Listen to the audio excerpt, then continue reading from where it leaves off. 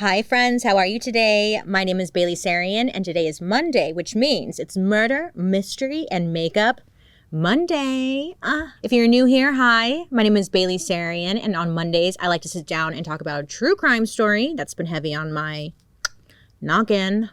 And I do my makeup at the same time. If you're interested in true crime and you like makeup, I would say subscribe because I'm here for you on Mondays. Before we jump into today's story, I have a word from our sponsor. I want to talk about something a little different, but honestly, it's just as scary and real. There's a predator hunting you, silent, patient. It doesn't need a knife or a getaway car.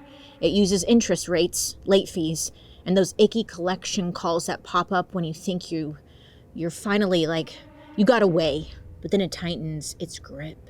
Your paycheck disappears into minimum payments, your savings vanish, and suddenly you're like, where did my money go? What am I working for? Well, that predator is dead. Yeah.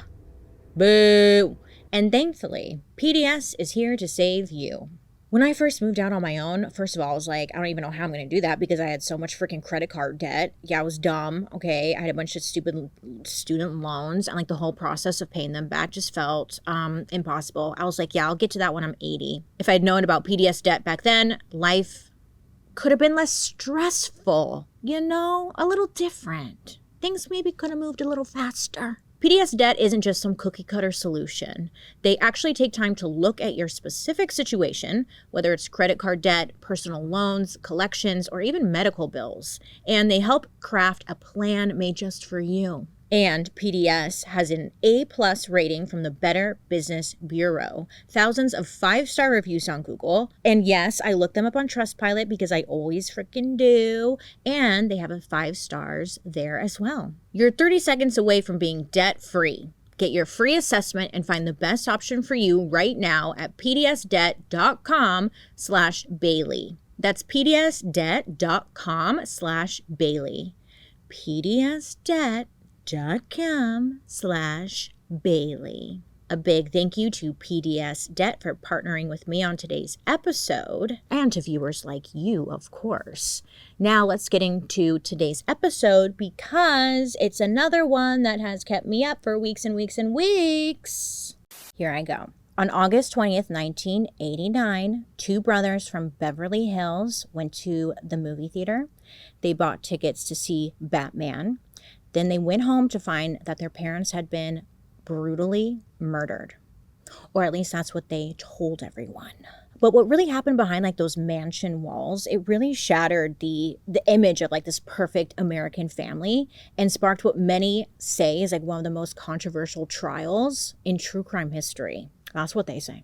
So, were Eric and Lyle Menendez cold-blooded killers or 2 broken sons pushed to the brink? Well, today we are going to be talking about the lies, the abuse, and the brutal truth behind the Menendez brothers. Oh, you've been asking for it forever.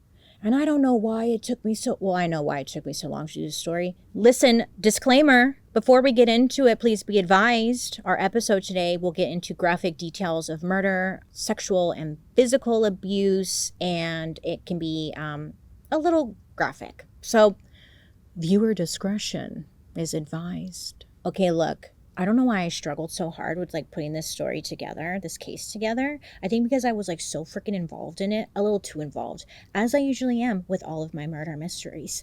This one was just so hard for me for some reason. Anyways, what I'm saying is I'm going to give you the rundown at first, and then we're going to get into the truth that many didn't know about or many had forgotten, okay? So if you're why didn't you mention this or that?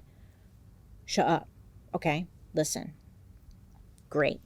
Got all my notes here just in case. It was almost midnight on August 20th, 1989, in the opulent city of Beverly Hills, when a 911 call came into the Beverly Hills Police Department. On the other end was the trembling voice of 21-year-old Lyle Menendez. Now, usually, 911 dispatchers in this area, they get calls about fender benders or burglar alarms going off. So the dispatchers, they were a little caught off guard when they heard Lyle on the other end saying, "Someone murdered my parents." Someone killed my parents. Pardon me? they still there? Yes. The people... No. Were they shot? Yes, man, Were they shot? Yes. They were shot? Yes.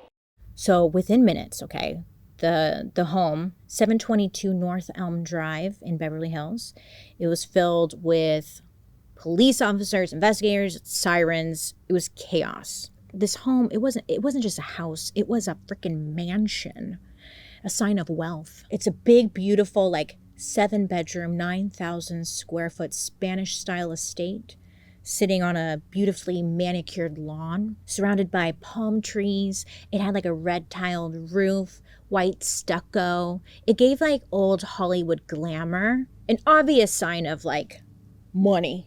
You know what I'm saying? Now, to the outside world, when you're looking at a home like that, you're like, that's the American dream. But to the Menendez family, it was home. Inside the home, the sheer scale of horror would shock like even veteran officers.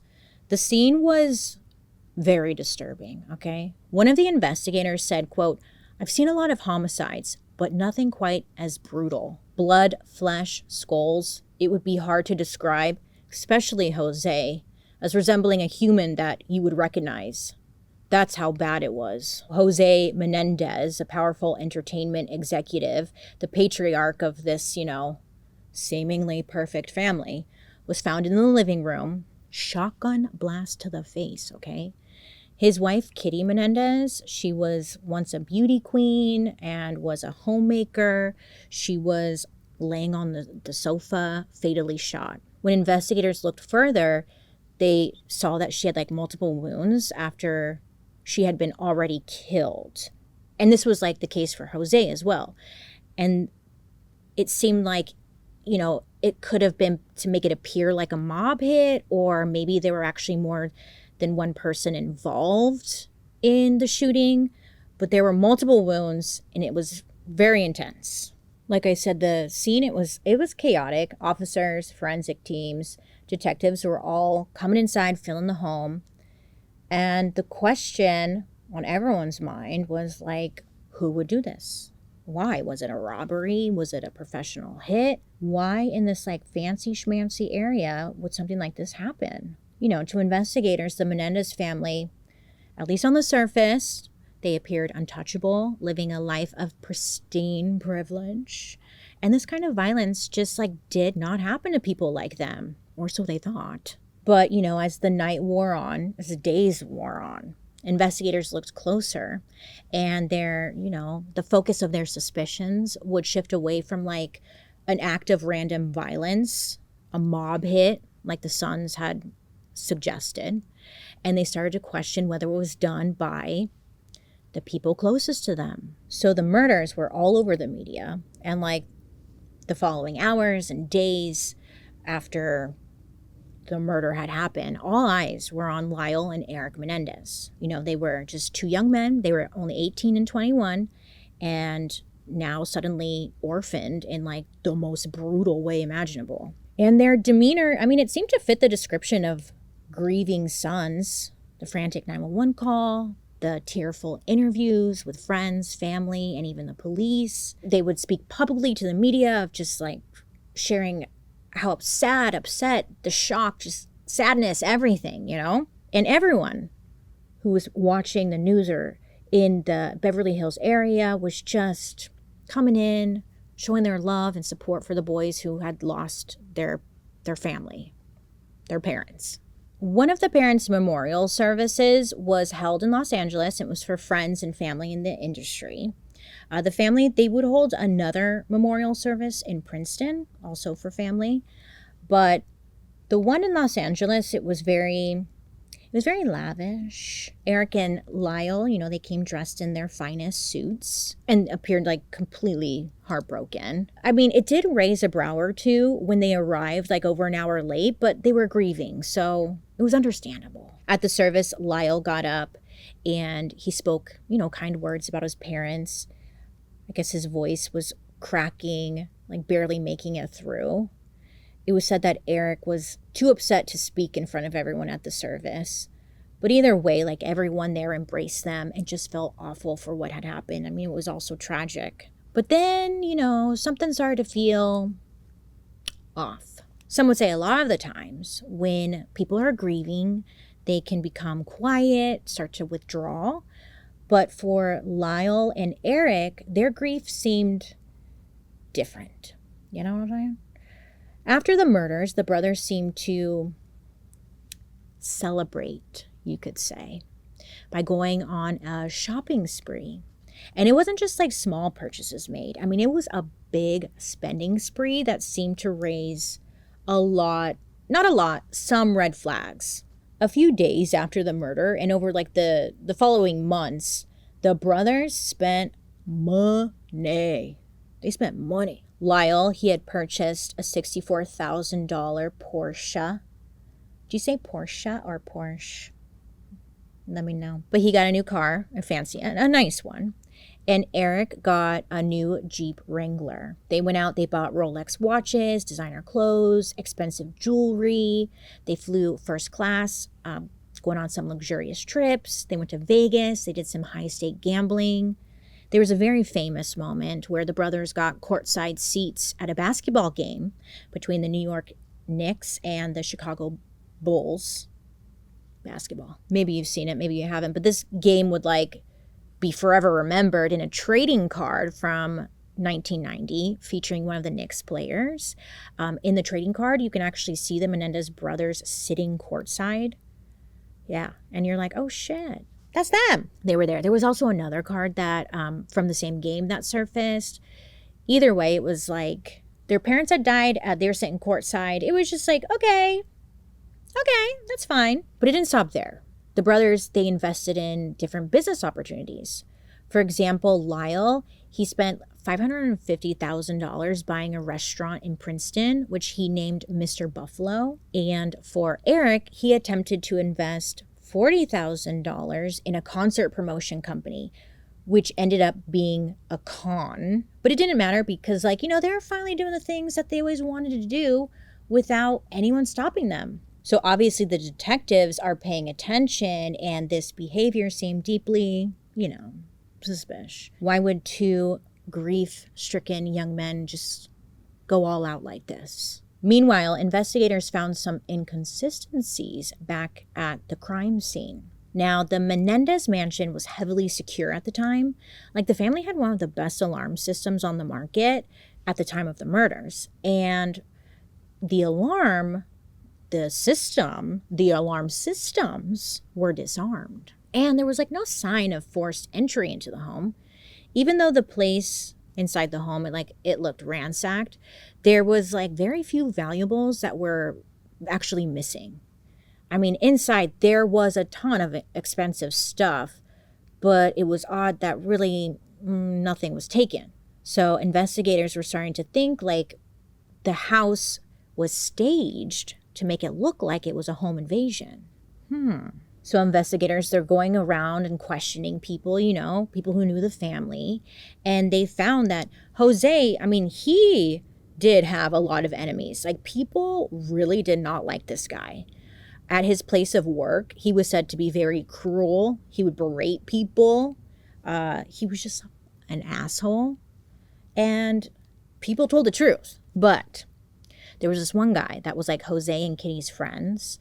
And this guy randomly tells police, he's like, I kind of have a feeling the sons were involved. He had no proof or anything, just a feeling. He said that something always seemed off between the boys and their parents. That's all he could say. But that was interesting, So the police then discovered something odd. Apparently, the brothers had called in a computer expert on August 31st, which was 11 days after the murder, to come in and erase files that were in Kitty's computer. Lyle had hired a computer expert to come over and erase the computer files that had the new family will on it, which was believed to have left the brothers out. Now, Lyle, did not want those files to be found or retrieved. So this guy comes over and he's like, okay, I'll do it, whatever. This guy ends up going to the police and tells them about this little situation. So investigators are investigating. Then, October 31st, Eric, he seems to be like really struggling. He was struggling with anxiety and stress after the death of his parents. So he went to go see a Los Angeles psychiatrist named Dr. Oziel. Now, Eric had seen Dr. Oziel before, so he was like a familiar face in, you could say, this time of need. So Eric and Dr. Oziel, they met that afternoon and decided, first they met at the office, and then they decided like to go on a walk around the Beverly Hills area. So Eric was like talking with Dr. Oziel about his depression and that he wanted to end his life, just stuff like that. Like he was really struggling. So the two of them, they're walking back to Dr. Oziel's office, but before they return, I guess Eric just stops. It was said, he leaned against a parking meter and just straight up said, "We did it. We killed our parents." I was like, okay. So Dr. Oziel's like, okay, let's go back to my office. So they go back to Dr. Oziel's office, and that's where he's asking more questions. Like, why? Whoa, tell me more. And Eric started to share like some of the darker secrets going on in the home. But first, Eric went on to explain like a little bit more about what led to the murders, vaguely. So Eric was telling Dr. Oziel that he had watched this miniseries on TV, and it was about the Billionaire Boys Club. Now, the Billionaire Boys Club was a real-life crime story and a TV miniseries that aired in 1987, and it was about like wealthy young men in Los Angeles, and they committed murder for financial gain. And Eric expressed that he kind of felt inspired in a way. So after watching this little mini series, he then went to his brother and like shared his belief that their parents were going to like take them out of their will and they would no longer be receiving an inheritance. So this got to the both of them, both brothers, talking about like how terrible their father was, how he dominated their lives, and that they should get rid of him, kill him. It sounds so simple, but I guess it really was, because they said that the brothers, they thought they should kill Kitty, their mom, because like they couldn't kill their father without killing her too. And like, it was like, oh, okay. But this is like allegedly what Eric told Dr. Oziel. So the brothers like talked about it. They decided, okay, we're going to kill our parents. So Eric is talking to Dr. Oziel, and he's like trying to explain, they had tried to like purchase guns at different locations, but they weren't having much luck. So Eric and Lyle, they ended up at a Big Five sporting goods store in San Diego, where they used a stolen ID to purchase 2 Mossberg 12-gauge shotguns. The brothers then set up their alibis to make it seem like they had been at the movies and this place, the Taste of LA. It's like a restaurant type thing in LA. I've heard of it. I don't know what it is. Is it a restaurant? It's like a restaurant type thing. You go there and food or something. Anyways, that was going to be their alibi. So after shooting their parents, they gathered up the shotgun casings. Then they drove up Mulholland Drive, where they threw the shotguns down into a nearby canyon. And then after, they took their bloody clothes and shoes and they tossed them in a dumpster at a gas station, along with like the shell casings. Eric explained to Dr. Oziel that they didn't worry about like cleaning up their fingerprints or shoe prints because it was their home. So it was kind of like already expected that their prints would be everywhere, you know? So Eric was telling Dr. Oziel this whole little breakdown. So Dr. Oziel was like, Eric, you know, we should call Lyle right now and have him come over and talk about this. So they call up Lyle, and Lyle comes like racing over. And when he showed up, he was pissed. He was pissed that Eric had told Dr. Oziel anything and allegedly had threatened to kill him, the doctor guy, if he mentioned anything about it. Dr. Oziel invited them back to his office to keep talking. And, you know, they would share more and more dark details, really giving reason as to like the why of it all. And at this point, Dr. Oziel started taking more in-depth notes and also tape recording the sessions. So investigators, they were kind of struggling to get some kind of hard evidence on the brothers because they're really thinking it was the brothers. But on March 5th, 1990, they received a very big break from Miss Judilyn Rose Smith. Now, Judilyn Judalon Smith told police about the audio tapes from Dr. Oziel's sessions with the Menendez brothers, where they had allegedly confessed to the murders of their parents. I know, who's this Judalon lady? Well, look, we can have a whole conversation about Judalon and Dr. Oziel's relationship in itself, because it's a whole shit show. But essentially, Judalon, she was originally seeing Dr. Oziel for therapy, and she was receiving like hypnosis sessions from him. But then it evolved into a love affair. Now, he was married at the time, had a family, everything. And as these shitheads do, he's telling Judalon like all the things she wants to hear. Like, I'm gonna leave my wife for you. You're the love of my life. You know, just dragging her along. But essentially, he was fully taking advantage of her. So as time went on, and things were getting messy between her and Dr. Oziel, she really realized what the fuck was going on. And she's like, you know what? I'm going to police. So she went to police. And she told them that Dr. Oziel like had become obsessed with the brothers, recording everything that they were talking about. And he was constantly trying to insert himself into their lives, and then was like telling Judalon everything about it.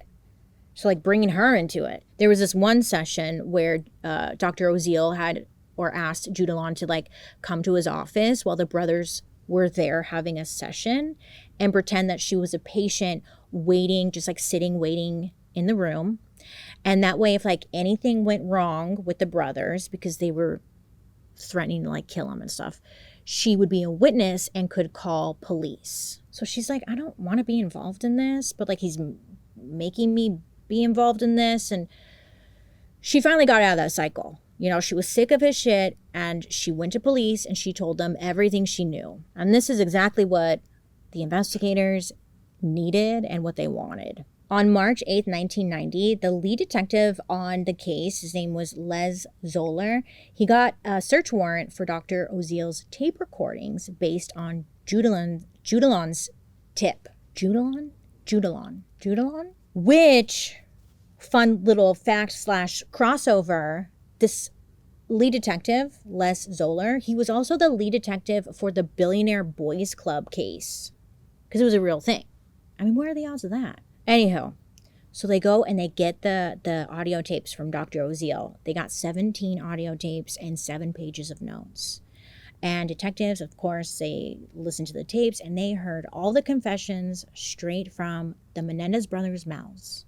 There was no denying to them that like they were involved. They did it. So the same day that investigators got the tapes at 1 p.m., Lyle was flagged down by the Beverly Hills police while he was driving his new little Jeep to the Cheesecake Factory. Not the Cheesecake Factory. Listen, he was pulled over. It was a big old scene, arrested. It was all over the media. And he was taken into custody on suspicion of murdering his parents. Well, again, like his arrest made news everywhere. Like it was all over the place. And his brother Eric, he was at Israel at the time for like a tennis tournament. So he heard about his brother's arrest, and he ended up flying back home because he didn't want to be arrested in a different country. And he ended up turning himself in on March 11th. So why'd they do it? Was it just for money? Was it greed? I couldn't think of a better transition here. So let's go back, because this is where the real story comes to light. That was just like the surface story. To understand what really the fuck was going on, you gotta go back. Let's go back to the beginning. It's a good song though. Good for her. So at the center of this American dream family was Jose Menendez. Now, he was born in Havana, Cuba in 1944, and he arrived in the United States as a teenager in 1960 when he was fleeing the upheaval of the Cuban Revolution. Now, when he came with little, but he was determined to make something of himself, okay? I will give him that. He was very determined. Now, this background, it gave Jose almost like a superhuman drive. Like, he was a self-made man who clawed his way to the top. Jose, he worked hard, and he ended up earning a swimming scholarship to Southern Illinois University. I know it's kind of random, but his mom was like a great swimmer, and she ended up in the Hall of Fame back in Cuba. He did that. Then he pursued an accounting degree from Queens College. And people, in the beginning, they seemed to really love Jose. Like, his drive, determination, it made him stand out and move up the corporate ladder very quick. From working as an accountant to a corporate executive, I mean, he was driven. Then in 1971, he started working for Hertz as an executive in the car leasing division. And within 2 years, Jose was promoted to CFO at the company. I know, I was like, God damn. He was young too. Then in 1979, Jose, who's then 35, he became Hertz worldwide general manager. Now, the next year, Jose was reassigned to one of Hertz's parent companies, which was RCA Records. I know that part I was thrown off. I was like, when does that? I thought they just did car leasing or whatever, but one of their parent companies is RCA Records. It just felt so random, but it doesn't matter. He was reassigned to go work for RCA Records.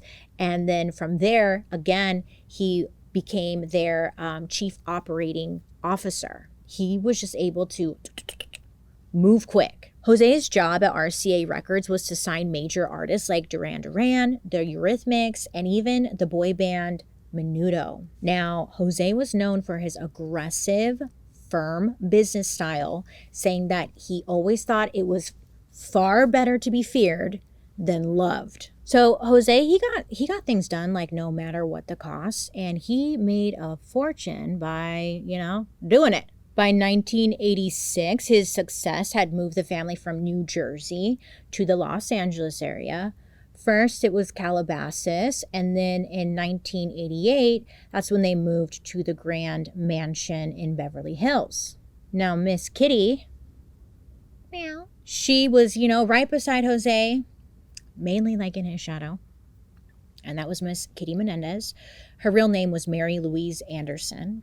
Now, when she was younger, she had won Miss Oak Lawn beauty pageant, and she also attended Southern Illinois University, and that's where she met Jose. Now, she was described as glamorous, but also a bit of a quiet rebel. I was like, what does that mean? I don't know, but that's what they said. Now, to Jose, Kitty had represented the American dream that he wanted. Like, she's an all-American, beautiful, blonde hair girl who was educated, a beauty queen, Oh. And to Kitty, Jose was this hardworking man who was willing to overcome anything in order to achieve his dreams. And they loved that about each other. So when they met, they were inseparable. Now, at the time, when they got together, their relationship was considered very controversial because they were mixed race and they lived in a very conservative town. Now, Kitty's family, they did not like Jose because he was Cuban, and Jose's family did not like Kitty because her parents were divorced. And again, old school conservative mentality. Divorced? No, heavily frowned upon. But, they didn't care, whatever. And in 1963, they eloped and they moved to New York City. So when they moved, Kitty found work as a teacher. But, after the birth of Lyle in 1968 and Eric in 1970, she put her own dreams aside to become a full-time housewife, dedicating her time to raising their sons. And I'm going like this. I'm going, because really she didn't want to, but Jose really wanted her to be the stay-at-home mom and do that whole traditional thing. Kitty had dreams to be going to broadcasting and work in New York and broadcasting and stuff like that, but she gave all that up. It was said that Kitty's childhood was not great. Her father was super abusive towards her mother and the kids, and I guess she carried that trauma with her, struggling with depression and resentment all throughout her life. And as, Jose's career took off, you know what they do. Well, maybe you don't. But as his career, took off, he picked up some mistresses along the way.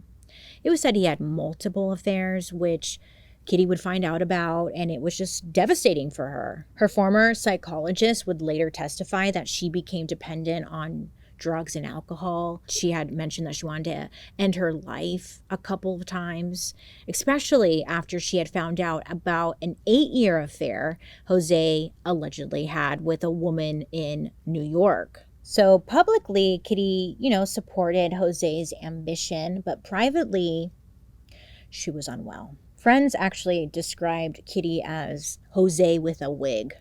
Like, she was just completely consumed by his vision and his goals, but she was also completely isolated and fully dependent on him. So for Lyle and Eric growing up with these parents, it was said to be very intense. Jose's drive didn't just stop with him. He also put the pressure onto his sons. Like, they were not just expected to succeed, they were demanded to excel. In Jose's eyes, they were to continue the family legacy. For Lyle and Eric, their lives revolved around competitive tennis. From a young age, both boys were drilled relentlessly. Jose managed their schedules, their coaches, their diets. He micromanaged everything and was pushing them to national rankings. To the family, or to Jose, tennis wasn't just a sport. It was a non-negotiable path to a scholarship. And honestly, I think, it was a way for Jose to prove to everyone, I make winners. My sons are the best. It was for everyone else. Lyle once told the Los Angeles Times, quote, "My father suffered from being a perfectionist. It carried over into his home life, and it was sometimes difficult for Eric and me. It wore on him mentally, and it wore on us," end quote. But, the pressure from Jose went way beyond the tennis court. It wasn't just about tennis. He controlled every aspect of their lives. He dictated what classes they took in school, what books they read, their social lives, who they dated, monitored their phone calls, and had almost an obsessive need to know their every move. It was said that disappointment or anything less than perfection was met with Jose's explosive rages. I guess he had a terrifying temper and just the constant threat of his disapproval. He made it clear to the boys that their worth was tied directly to their achievements. Now, to the outside, both Eric and Lyle, they appeared confident athletes, but internally, they were struggling. Lyle, the older brother, I guess as a child, he developed a stutter, a speech impediment that would become worse under stress. It was said that his stutter was a result of his anxiety.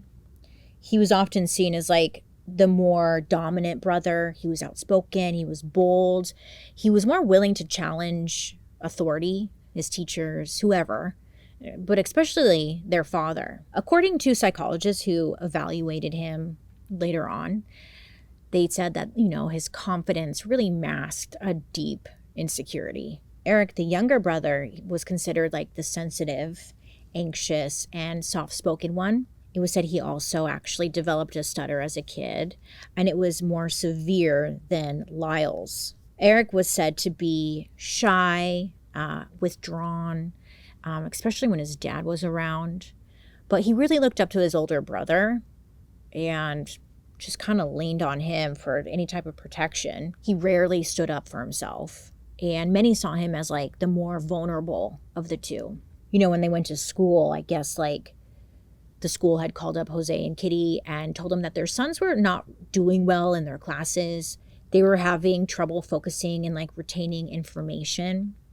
Lyle's teachers said that he was a rule breaker. He was defiant and just moody. With Eric, he seemed to just struggle more in school than Lyle, and it just seemed to make him a target for Jose's criticism and his anger. When the school had informed Jose, about their concerns with the kids, he would refuse to accept any type of negative feedback. Instead, Jose, he would drive down to the school and he would yell at the teachers or go to whoever was in charge, blaming them for the boys' poor performance. That was them as kids, right? So again, after the murders, the public like saw the 2 grieving sons, then they saw the extravagant spenders, and then it was like, ew, these are just 2 greedy, selfish young men.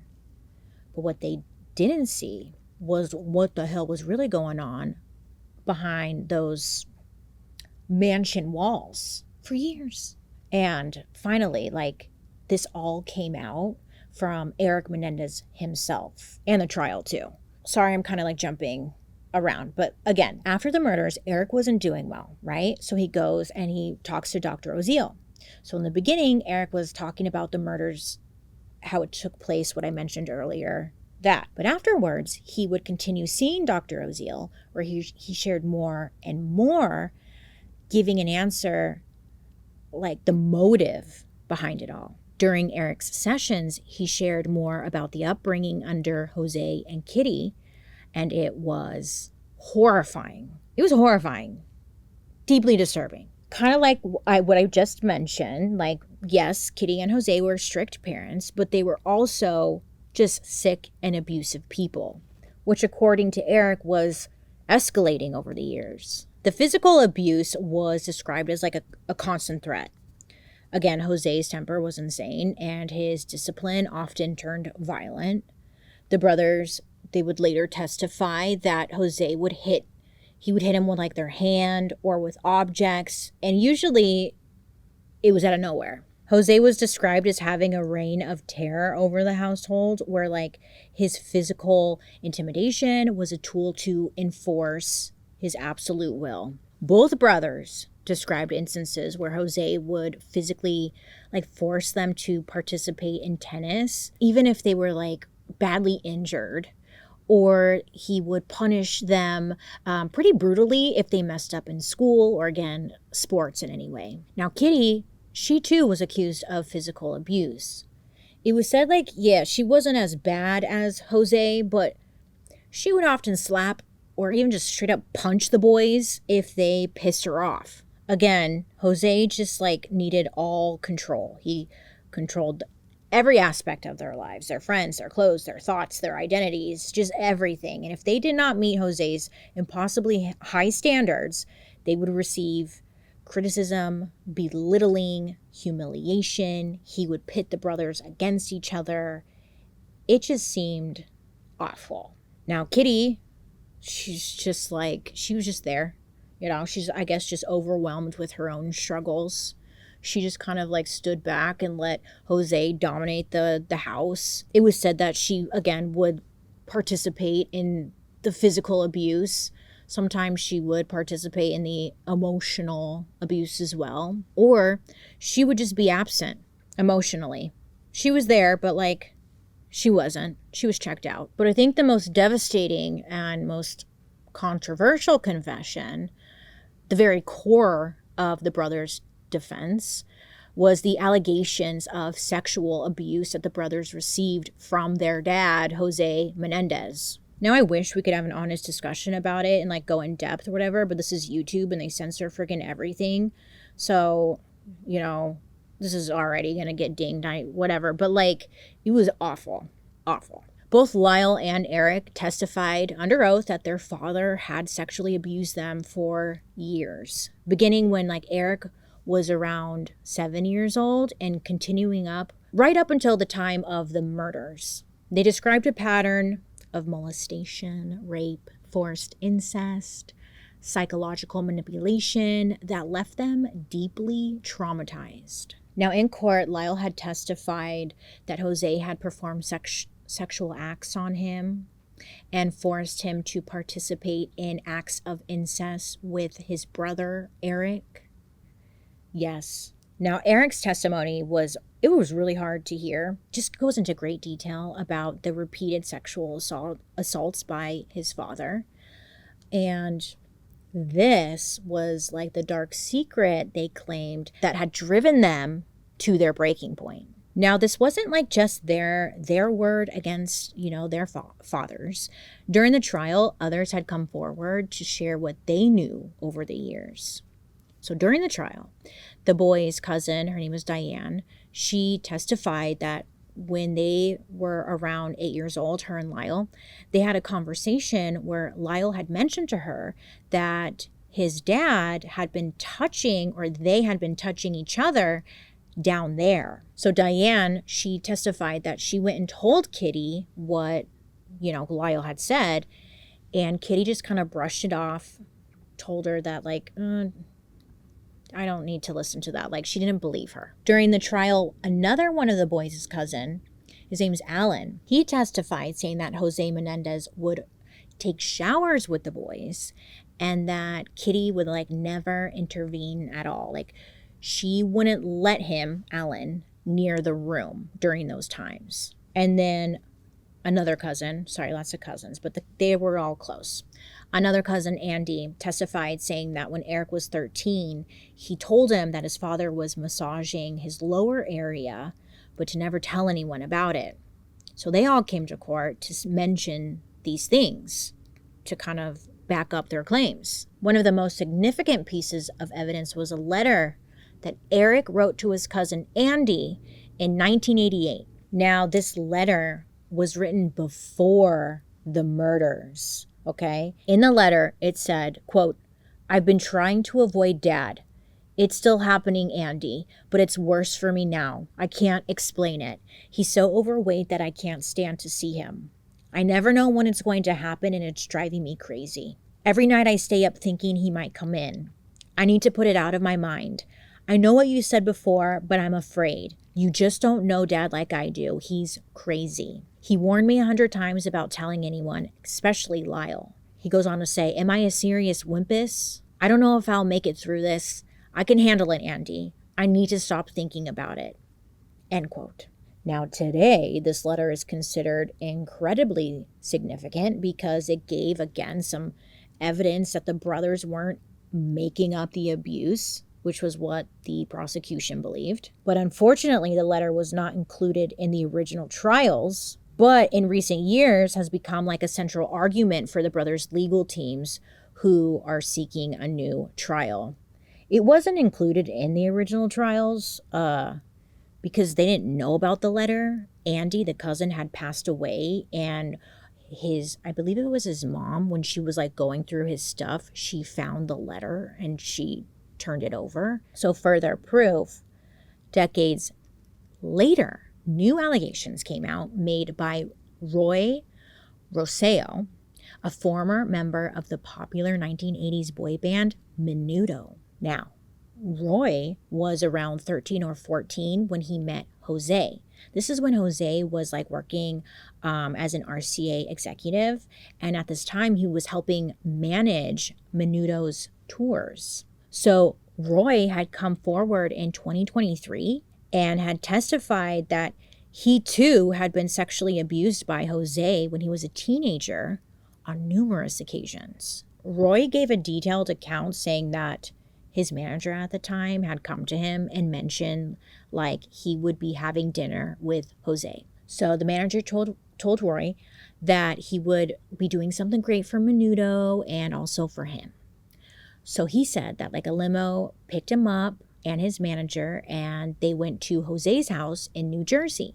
So when he got to Jose's house, Roy said he remembered seeing two young boys. It's just assumed to be it was Eric and Lyle, but that they had said nothing when he walked in. Also, Kitty was there along with Jose and Roy's manager. So then Jose offered Roy wine and told him, in a joking way, it's very expensive wine, so you better drink it all up, Roy said that he remembered he was drinking the wine, and then he just remembered feeling really sick, and then things went blurry and he couldn't move. Then he remembers he had these brief moments where he remembered Jose taking him to a room where then he was raped. So Roy remembered waking up. He was back at his hotel, and he was in a lot of pain and he was bleeding. And his manager said that this was normal, not to mention it to anybody, and it wasn't a big deal. Now, this was just one incident. There were others after that. Roy's allegations, they came long after the trial, but it provided like a third-party account of Jose's predatory behavior. And it really just added weight and credibility to the brothers' claims. So where was Kitty in all this, you know? Well, the brothers' testimony didn't just like implicate Jose. They also kind of showed a disturbing side of Kitty as well. They said that not only was Kitty aware of Jose's abuse, but that she would either participate in it or at the very least, she failed to protect them. Lyle had testified that Kitty was present during some of the sexual abuse, at times even joining. Eric said if she wasn't participating, she would be in the next room while like he was being abused, making sure like no one would enter the room. Both of them also said that Kitty was involved in covering up the abuse, threatening the boys to like never speak about it. To her, it was all about maintaining the family's public image over everything. And again, like this just added another layer of trauma for Lyle and Eric, who said they felt betrayed, obviously, by both parents, which made them feel trapped, desperate, and unable to escape. So Eric and Lyle said that the Wednesday before the murders, they had confronted their parents about the abuse. They're grown now and they were ready to confront them. So they go and they ask their mom, like, why are you allowing it to happen in the first place? And then they tell their parents, like, you know, we're gonna tell everyone the truth and what's really going on. According to Lyle, Jose told him that whatever he did with his son was like none of his business and to just stay out of it. In the heat of the moment or whatever, Jose then would like, I guess he threatened to kill them or just get rid of them if they spoke out or mentioned anything about it. And I guess, according to them, all Kitty said was that Eric was lying, that they were just lying. It was said at this moment the boys believed that their lives were in danger. Now, when all of this came out in court, the perception of the Menendez family, it just really turned upside down, right? Again, from the outside in the beginning, it was like, oh my God, they're the victims of this horrible crime. But when Lyle and Eric's testimony came out in court, people were now seeing them as victims of decades of horrendous abuse, which is what led them to make the decision to kill them. And it was not because of greed, it was from fear. This was the abuse defense, and it would be a very big deal. It would send shockwaves through the legal system and even the public. So with the allegations of abuse now out there, the defense team, the people who represented Eric and Lyle, their attorneys, Leslie Abramson and Jill Lansing, they faced the task of trying to convince the jury that these two young men, who, yes, brutally killed their parents, were not just killers looking for a payout, but instead were terrified victims pushed to their limit. And the defense team leaned heavily on a pretty groundbreaking legal concept at the time: battered child syndrome. So battered child syndrome is a psychological and medical term used to describe the physical and emotional symptoms that are experienced by children who have suffered prolonged abuse, often, you know, at the hands of like their parents or guardians. Now it's said like children who are subjected to this physical, emotional, sexual abuse for long periods of time, they can develop a profound sense of helplessness, fear, and a distorted perception of reality. Like they're living in a constant state of terror and believing that escape is impossible. And the child on the receiving end, it can lead to extreme actions. So in the 1960s, battered child syndrome was formally recognized mainly in like pediatric medicine, then later evolved into a legal defense in criminal cases. So Eric and Lyle's team argued that the brothers suffered from this and genuinely believed that their lives were in danger from Jose. You know, they had claimed that Jose had threatened to kill them multiple times and that the sexual abuse was just getting worse and worse and it was becoming unbearable. And this led to the legal argument of imperfect self-defense. I know, It's a lot of terms, but listen. Imperfect self-defense is different from traditional self-defense because it comes into play when, like, the defendant genuinely believes, but unreasonably believes, that they are in imminent danger and will act to protect themselves. I'm getting tongue-tied over here. The key word, though, here is unreasonably. Even if Jose wasn't actively attacking them at the moment of the murders, the defense argued that years of physical, emotional, and sexual abuse had created a reasonable fear of death or severe, like, bodily harm. Complicated a little. Not really, but, like, kind of, you know, the legal jargon. Again, according to, like, Lyle and Eric, every day was a threat. Every moment in Jose's presence, like, felt like it was just a ticking time bomb. The defense claimed that they had no other way out. It was not about getting their parents' money, but rather, like, it was just an act of survival. Jose was well connected. He was very powerful, and the brothers were terrified of what would happen if they did try to, like, seek help. Now, the prosecution's claims were very simple. The brothers planned to kill their parents and inherit their wealth. They killed because of greed. Point blank, period. So by the time Lyle and Eric Menendez were arrested, it was like, again, in March of 1990, it was about 7 months after the murders. The story, it was all over the media. People were invested. But it was during their trials, mainly the first one, that the Menendez case turned into a media circus. It was a perfect storm in a way.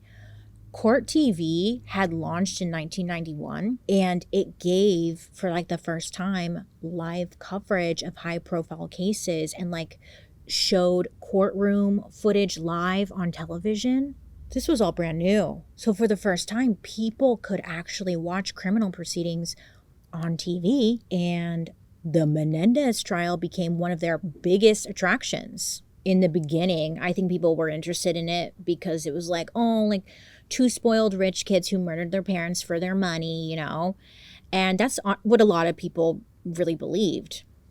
I mean, at first. I mean, the spending spree, the fancy cars, the Rolex watches, designer clothes, gambling trips, it didn't help. It was easy for, like, everyone to think that these brothers were just entitled and would do anything to feed their greed. And the media was running headlines like about the billionaire boys and killer sons, just all with that same narrative. But then when the first trial started and the defense, like, unleashed their allegations of decades of physical, emotional, and sexual abuse, you know, from Jose and Kitty, the story shifted from greed to, oh my God, what? The first trial was an emotional roller coaster. I mean, largely thanks to Lyle and Eric's defense strategy. Now, during the trial, they really put the Menendez family, like, itself on trial, alleging a history of abuse, you know, so bad that it drove the brothers to murder. The defense team, most notably Leslie Abramson, she represented Eric. She presented the evidence of battered child syndrome. Now, this was like the first time a lot of people were even hearing this term. It was like, what? Again, key testimonies came from the brothers themselves, who they went into very awful details of Jose's physical and emotional torment and the long history of alleged sexual abuse. Psychologists and, like, experts on abuse, they had testified about the psychological impact of, like, the trauma that the boys allegedly, I have to say allegedly, received, just reinforcing the defense's claim of imperfect self-defense. Now, it's like one thing when you hear, like, me talking about it, like, they mention sexual abuse and all this stuff, but when you watch the testimony and you watch both Eric and Lyle on the stand, you're like, oh, like, there's no way they're making this up. There's no way. There's no way they're making it up. That's what I'm going to say about that. Did you cry? Yes. Did you bleed? Yes. I just told him, I don't. I just told him that I didn't want to do this. and that it hurt me. What do you believe was the originating cause of you and your brother ultimately winding up shooting your parents? Me telling. You telling what? Me telling Lyle that, You telling Lyle what?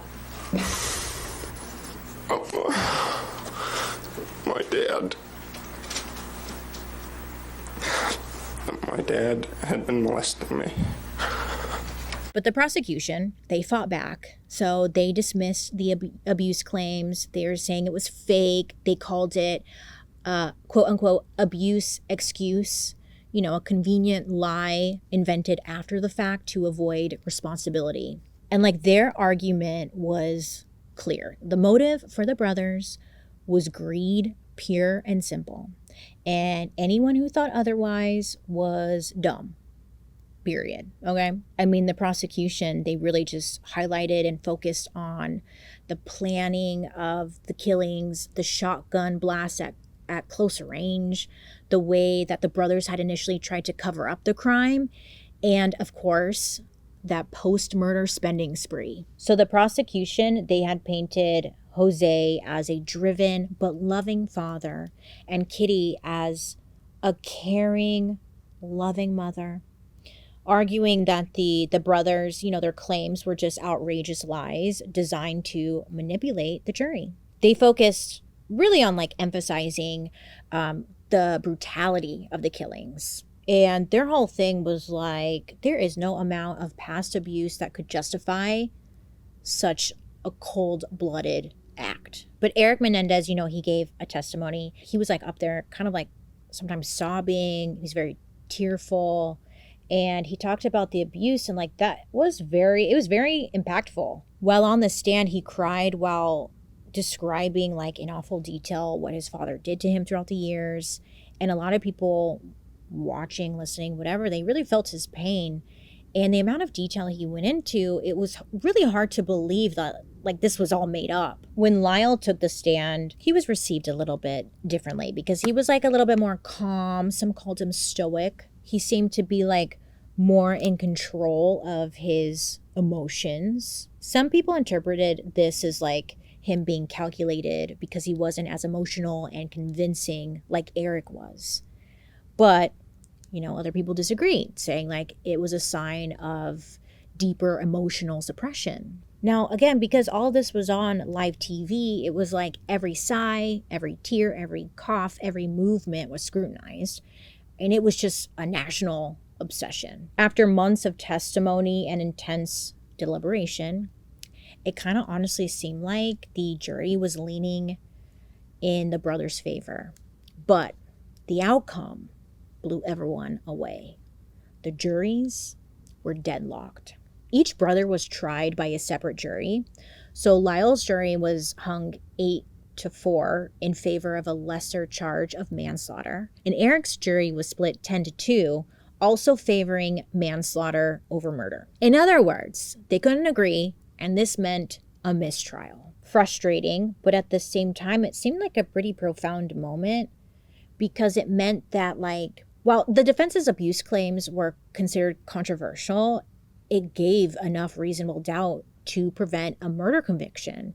So it was seen as a partial victory for the brothers, but the downside, it also meant that they would have to do this all over again in another trial. Now, the second trial, because I do it all over again, was presided over by this judge named Stanley Weisberg. This trial would be dramatically different. Now, I guess the judge had he watched the first trial and was not a fan. He made a critical ruling for this new trial, limiting the amount of abuse evidence that could be presented to the jury. And it's what? That was kind of their whole thing. His reason, though? Well, the judge believed that the defense had gone too far and had turned the trial into a quote-unquote circus and focused too much on character assassination rather than giving direct evidence of self-defense when the murder happened. The judge said that the graphic and extensive details of past abuse were not directly relevant to the legal definition of imperfect self-defense. So the judge's decision to not allow this information into the new trial heavily impacted Eric and Lyle's team, to fully present their case, and really limited their ability to tell the jury the why of it all. So the second trial starts up, and the prosecution, they doubled down on the motive of greed. Instead, they focused on the planning the brothers did before the murders, the weapons, the spending spree, and the lack of immediate threat to the brothers at the time of the murders. They portrayed the brothers as calculating liars who were manipulative and invented a story to escape justice. And Eric and Lyle's team, they struggled. They really did. They didn't really have a good defense because their defense was not allowed in court. So after months of testimony and just 2 days of deliberation, on March 20th, 1996, the jury came back with a verdict. Lyle and Eric Menendez were both found guilty of 2 counts of first-degree murder, along with conspiracy to commit murder. Without the emotional testimonies about the abuse, the prosecution's simple, direct case of, here's what the brothers did the day of the murders, period, it had won the jury over. On July 2nd, 1996, both brothers were given the maximum sentence, 2 consecutive life terms in prison without the possibility of parole. They would be spending the rest of their lives behind bars. Now, the public's reaction, very mixed. Many saw it as a win because they fully believed in the greedy rich kid, narrative type of thing.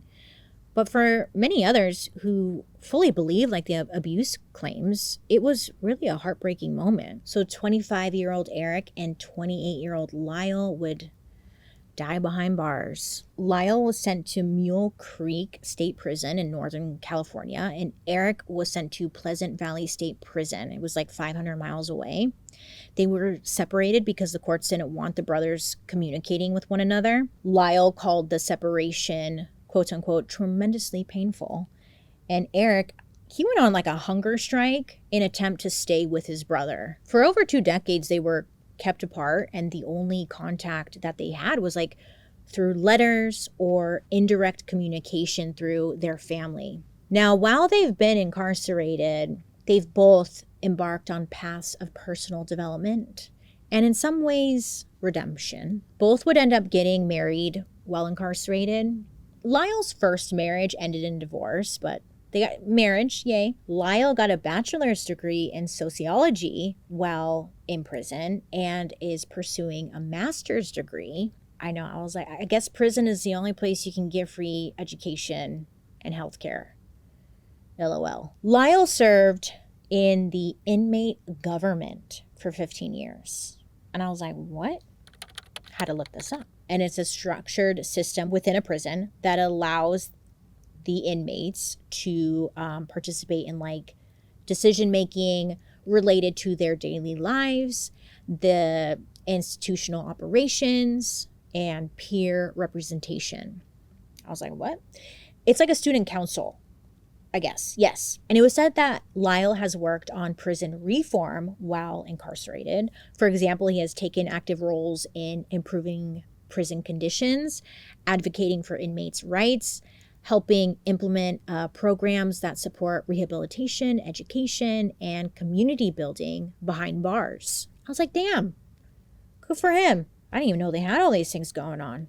Eric, while in prison, has become deeply involved in religious studies, I guess leading Bible study classes, and even becoming a minister. It's said that Eric worked with terminally ill inmates through a hospice program, which would provide comfort and end-of-life care for inmates. I know, I was learning all this. Wow, I didn't actually know they did all this.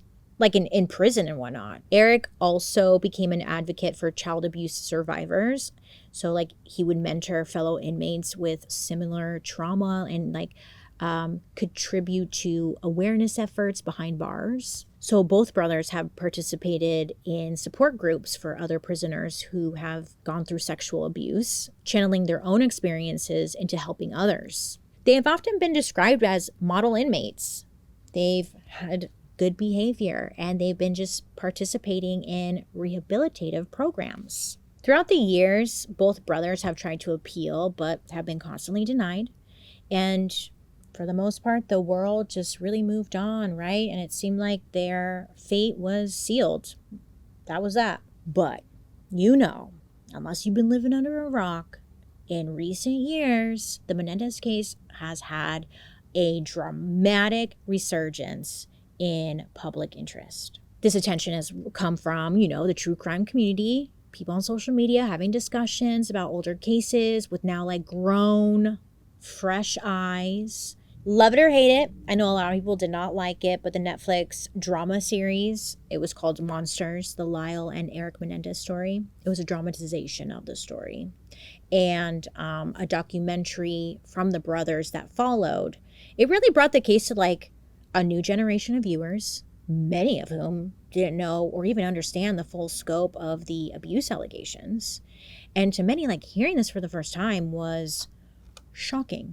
And it really got the conversation going. Just again, reigniting sympathy towards the brothers. And a lot of people were looking at the trials what the hell was that about? What? Yeah, it was just, it's been in the conversation. All the public conversations and debate online has coincided with the new legal efforts by the brothers' defense teams. So the brothers have a new legal team, and they have filed a habeas corpus petition or petitions on the brothers' behalf. A habeas petition is essentially a legal way for someone in prison to be hey, the court got it wrong. Here's new evidence or proof that my rights are violated and I deserve another look at my case. So their attorneys are arguing that their detention is unlawful due to the errors in their original trial and newly discovered evidence.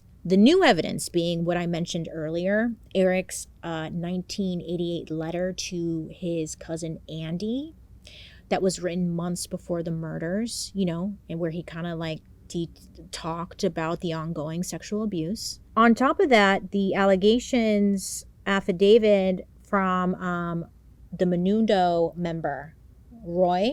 Yeah, remember? He came forward sharing his sexual abuse by Jose Menendez in the 1980s. They did all the math, and based off of his allegations, where Jose was at the time and where Menudo was at the time, it correlates. It's credible, okay? Because people were trying to say, why is he coming forward now? And I hate that shit. Anyways, but that's new evidence. The defense argues that this evidence, if it were presented to a jury today, would most likely lead to a different outcome, potentially a manslaughter conviction. In October 2024, the Los Angeles District Attorney's Office started reviewing the case, acknowledging the, quote, complexities surrounding the sexual violence, end quote, and the brothers' continuous rehabilitative efforts. Rehabilitative. Why are words so hard for me? Anyways, but the former district attorney initially showed a willingness to recommend a resentencing or even a new trial. And it was kind of looking like that was going to happen. But then things changed. Los Angeles, they got a new district attorney. His name's Nathan Hochman, and he felt different. This Nathan Hochman opposed a new trial, saying that the brothers have not shown full accountability for their lies and deceptions, and he was not for a second chance. But just recently, on May 13th, 2025, a Los Angeles Superior Court judge, Michael Jessic, I think is his name, formally resentenced Lyle and Eric Menendez anyways. So their original sentencing was life without parole. It was reduced to 50 years to life. So the judge had acknowledged the horrific nature of the crime, but also highlighted the brothers' significant rehabilitative efforts during their 35 years in prison. And he stated that while he wasn't saying they should be released, instead, he was saying like they had done enough to get that chance at a parole hearing. Also, because, okay, hold on, lip liner. Because both of them were under the age of 26 years old at the time of the crime, this new sentence makes them immediately eligible for parole under California's youthful offender laws. Listen, California's youthful offender law gives people who committed serious crimes before the age of 26 a chance at an earlier parole hearing. The idea is that young people's brains aren't fully developed, so they may be more capable of change, and that the system should take that into account. Now, this hearing is believed to take place in August of this year, 2025. So again, it might bring them one step closer to like potentially walking free. Well, this case, at the core lie two conflicting narratives. On one side, the prosecution's portrayal of Lyle and Eric Menendez as just cold, calculating, greedy sons who gunned down their parents for a multi-million-dollar inheritance and then staged like a lavish display of fake grief and spending, which led to their first-degree murder convictions. And then on the other side, the defense account of two deeply traumatized young men, victims of years of sexual or severe physical, emotional, and sexual abuse at the hands of not just like any person, but their own parents, the very powerful Jose Menendez. And then their, in my opinion, kind of like, she seemed like a shit mom, Kitty Menendez. And this is what makes the Menendez case so, I don't know if complex is the right word. Interesting. I don't feel like that's the right word either. But I don't know. But now with this new evidence that came out, Eric's letter and Roy's allegations, it definitely challenges the verdicts. After all these years, people still are talking and really asking the question, are Lyle and Eric Menendez guilty, truly guilty of just first-degree murder, cold-blooded murder? Or were they victims of awful abuse, pushed to a breaking point, and deserving of a different outcome? Beyond the Menendez case, though, it's definitely led to bigger conversations being had and really putting a spotlight on the often hidden reality of child abuse, even within wealthy, seemingly perfect families, and just really taking down that myth that these things only happen in certain demographics. This case also got people talking about the justice system's handling of abuse claims, especially when the victims are male, who historically have faced greater skepticism and difficulty in coming forward and speaking out, because a lot of people just don't take it seriously. I think as the years have gone on, people, society, whatever, have come to understand the long-term psychological effects of trauma, and what it can do to a person and how it just can destroy them and even influence their actions years later. And that is the Menendez case, really. I left a lot out. Okay, yes, I know. But for the most part, that's it. Now, I never wanted to do this story because I too was one of those people who didn't really know anything about this case at all. I only heard about it. I don't know. But I thought they were just spoiled rich kids who wanted their parents' inheritance. That's it. And then I watched that Netflix dramatization one. Again, a lot of people didn't like it. And that's okay. You're allowed to not like it. But when I watched it, I was like, is this true? Is this really what happened? Even if a fraction of that was true, I was like, what the fuck? So then I went onto YouTube and they have all of you can watch the whole trial online. And I was like, oh my God, a lot of it is true. A lot of it is true. And when you watch the Menendez brothers giving their testimony, it's hard to not believe what they're saying. I mean, I don't know why people would even think otherwise. It's just like, wow, they were fucked up by their parents. And that's the tricky part. Does that mean that you can get away with killing people? No, I think you still have to pay the price for murdering and blowing someone's head off. But, you know, that's where I think that's where everyone struggles. I don't know. We'll see what happens. Really, I feel bad for it. Yeah, I don't know. Anyways. Thoughts? I don't know. I mean, we'll see what happens. I would love to hear what you guys think, you know, monsters. I don't want to say monsters, but, you know, greedy, selfish boys, victims. And like, how do you weigh the brutality of the crime against the allegations of horrible abuse? Thank you so much for hanging out with me today. Let me know what you think down below. Don't forget to like and subscribe. Look, doing my YouTube part. Like and subscribe if you want to, because I'm here for you. And let me know who you want me to talk about next time. I've done Zodiac, because you guys kept recommending that. Menendez brothers. I'm on a roll with what you guys want. You've been telling me for years. I gave it to you. Okay. Anyways, I hope you have a good day today. You make good choices, and I'll be seeing you guys later. Goodbye.